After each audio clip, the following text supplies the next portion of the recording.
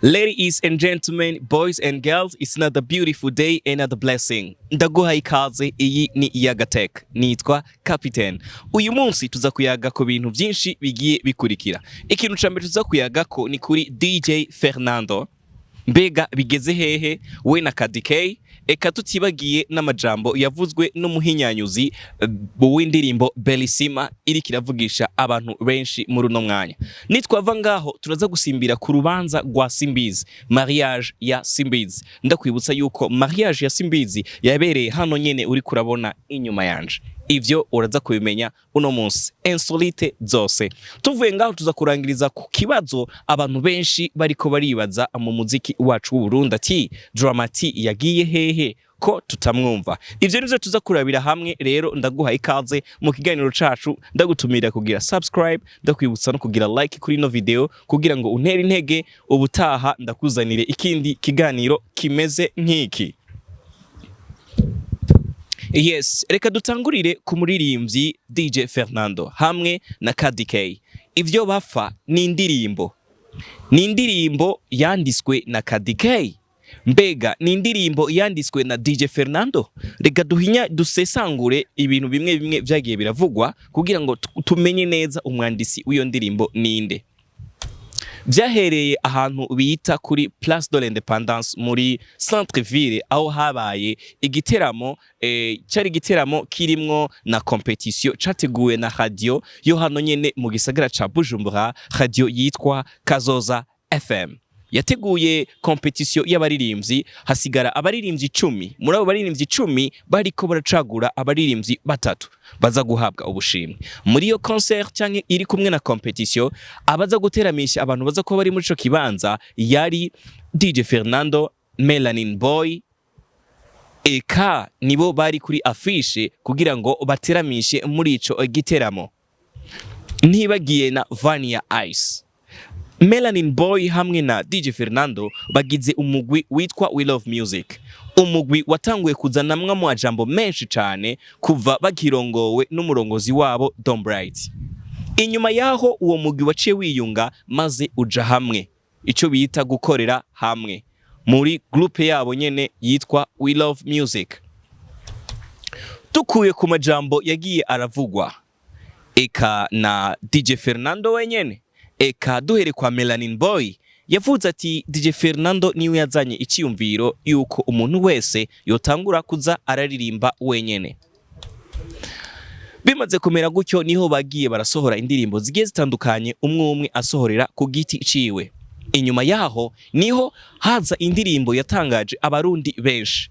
Ico gihe iyo ndirimbo yaza mu Burundi ni indirimbo yari mu mwanya hari agacerere kadasanzwe mu muziki w'u Burundi. Niho haza indirimbo iri ku izina rya Bellissima. Indirimbo Bellissima imaze kwinjira mu bantu, abantu barayikunda cyane, igira ama views menshi. Ni indirimbo yafashwe na video yayo yafashwe n'ikintu no kwita ni telefone canke Snapchat, niyo yafashe video y'iyo ndirimbo. Bisigura iki rero? Bisigura yuko abantu barayikunze uko nyene itarinze gufatwa video n'amakamera. Yakunzwe n'abanyarwanda benshi, yakunzwe n'abadiaspora benshi, eka abarundi barayikunze mu ntara zose. Inyuma yaho rero haca haraza amajambo menshi, amajambo avuga yuko uwandise iyo ndirimbo atari DJ Fernando ari KADIE KAY. Abantu bitangura gusha ku ma TV online amwamwe, ndavuga Silent Vibes TV byaraciyeko. Ico gihe byaca ko ivyo bintu nuko hari hasohose iyindi ndirimbo yitwa Mologo. Ni indirimbo ya KADIE KAY nyene, niwe mwandisi w'iyo ndirimbo. DJ Fernando acaronka concert mu Bubirigi aho yari kujana n'uwo baririmbana ariwe Melanin Boy, ariko ntivyakunze. Mwaramenye ivyabaye kandi mwaravyumvise, murazi yo vyatanguriye niyo vyahere, sinje kubibutsa akahise. Ahubwo rero niho DJ Fernando yava hanze y'igihugu ashika mu Burundi, asanga inkuru iri mu Burundi nuko indirimbo we yaririmbye Bellissima atari we yayanditse, maze aratangara. Ndakwibutsa ati muri ca gitiramo rero niho DJ Fernando yari yafashwe n'akababaro kadasanzwe, amubona KADIE KAY wa muntu bavuga yuko ari we yanditse indirimbo Bellissima amubona nka hariya ari muri concert ari hejuru kuri stage acavuga ijambo ryatangaje abantu benshi, ijambo ryatumye haza induru zidasanzwe mu muziki w'u Burundi. Yavuze ati indirimbo Bellissima ntiyanditswe n'ujya mu mama, indirimbo Bellissima yanditswe nanje ndugaye twamugina. Ayo namwe mu majambo yavuze. Asubiramwe ati iyaba ari we yanyandikiye mbega wonyandikira gute indirimbo ya madame wanje, sinkunda ivy'amajambo. Ndugaye twamugina ni ijambo ryatumye abantu benshi ku mbuga ngurukana bumenyi bukeye bwaho Starboy arabipostinga, ama TV online menshi aratangura kubivugako. Baca baja kumurondera KADIE KAY baramubaza ati mbega bijya bintu Fernando yavuze wewe ubivuze kwiki? KADIE KAY arababara mu mutima, aravuga yuko ari we yaririmbye yanditse iyo ndirimbo. Abantu baja ngaho baramwanga Fernando bivanye n'amajambo yagiye aravugwa na KADIE KAY. Bantu mudukurikirana ano n'amakuru tugenda turatohoza kandi azoza arabashikira kenshi. Ndakubwira ati urashobora kugira subscribe ntibagire kugira na like kuri kino kiganiro kugira ngo uze uragikurikirana kenshi. Tubandanye rero n'inkuru yacu ya KADIE KAY na DJ Fernando. DJ Fernando arihorera, KADIE KAY aja ku mukubito aravuga yuko ibi bintu biriko biraba nivyo nije nandise Bellissima. Aho nyene umuhinyanyuzi w'irya ndirimbo ariwe iBreeze nawe nyene aja gukora ikiganiro ku mukubito aravuga ati umwandisi w'irya ndirimbo ni KADIE KAY, niwe yazanye texto muri telefone yiwe. Nizere gushika ngaho yuko mwamaze kumva byinshi canke mwamaze gutahura kano gakino kariko karakinwa. Nubwo hari bamwe bavuga yuko yoba ari amabeze, hari nabandi bavuga yuko yoba ari ukuri, hari nabandi bavuga ati umumama nka KADIE KAY niyoja kwibeshera kuri TV online. Mbega wowe muntu uri kurankurikirana ubivuga kwiki? Urashobora kwandika muri commentaire. Ni inkuru yavugishije abantu benshi sino kwirirwa ndayitebako. Oya, ariko ndakwibutsa yuko ari inkuru yababaje umwe mu baririmbyi bavyanditse ku mbuga zabo ariwe Alvin Smith. Aravuga ati ino nkuru itumye indirimbo yanje isubira inyuma canke abantu batibaza ku ndirimbo yanje bakaguma bumviriza amabeze y'abantu. Okay, turacabandanya rero nivyo twateguye kuri uno munsi kuko ntitwateguye iyo nkuru yonyene, yo ni inkuru imaze kuvuga ko ibintu byinshi mwagiye muravyumva, ariko ndagutemwa akajambo. Kuba umuntu yanditse indirimbo, hariho ikibazo cyo kwandika indirimbo. Iyo umuririmbyi bakwandika indirimbo uvyemeye hari ico bitwaye. Mbega iyo wandika indirimbo umuntu bisaba yuko uca wigaragaza. Ikibazo kica kiza ngaha, mbega ninde umwandisi nyamukuru w'indirimbo? Ariko mu kurangiza kino kintu ndakwibutse yuko DJ Fernando wewe niyigeze avuga uwandisi iyo ndirimbo inyuma y'ayo makuru yagumye ahoze, ahubwo yabatayemwo indirimbo yitwa Kazima Imana Inkunda. Ayo makuru ya KADIE KAY na Fernando na iBreeze akaba arangiriye ngaho. Reka tumanuke ku wundi muntu azwi cyane muri entertainment. Uwo nawe se wundi ni wa muhungu atakira umuhungu muri uno mwanya yamaze kuba umugabo. Uwo nawe se wundi ni Simbizi wa Semavumba, aho tumubwira ati félicitations mon grand frère, kuko Simbizi numwe mu bajene banyispira mu kazi kanje. Ndamubwira ati courage kandi félicitations, ivyo wakoze wari ukubiye kubikora, nubwo benshi bavuga ngo wabikoze washaje, ariko sikizi wabikoze.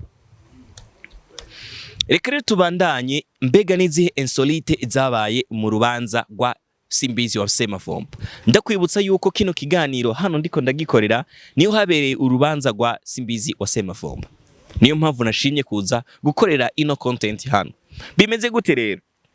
Simbizi wa Semavumba, ikintu cambere cabaye ni kibazo cy'imodoka yiwe.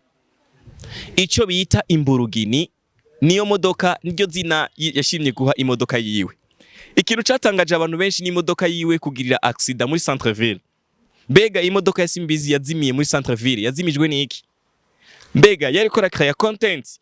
Mbega cari gitoro? Mbega bwari ubusaza bw'imodoka? yoba yazimijwe niki canke byagenze gute canke n'inganga canke bo baramuroze. Ivyo ni bimwe mu bintu abantu baguma bibaza ati iyo umuntu akoze utuntu twiwe haguma haza ibintu byinshi, ariko benshi bavuga yuko ari base Simbizi ariko arakrea. Jewe nza kukubwira bimwe mu bintu biriko biravugwa mu gisagara ca Bujumbura, nsoma ku makuru agiye atandukanye. Yes, reka rero tubandanye. Yashitse muri centre ville Simbizi aho bita kuri Bata, benshi bahita ku magaleri, kuri benshi bahita kuri Bata, kuri Idear, niho Simbizi yashoboye gushika maze imodoka yiwe ikirazima. Baja mu vyo kugurura hariya mu modoka imbere mu moteri. Abafotografe baba babibonye nkejo maze batangura gufata amafoto muri ko murabona muri kino kiganiro. Avuye hariya aca simbira hano bita kuri portail kuri Université y'u Burundi, niho hari abana naho yakoreye mariage canke cérémonie canke reception. Na hano bita kwa Maître Muvayo Jean. Imana ibandanye guhezagira mutama. Hari ibintu byinshi cyane hano, hari ifungurwa nyinshi, hari inzoga nyinshi, hari ama liqueur, hari ama NSC, hari ama Primus, hari ama Badru, hari ama Fanta, eka ibintu byinshi byose ntibagiye n'ugwagwa gwari ruhari. Muradutunge. Simbizi wase mavumba rero aja ngaho onye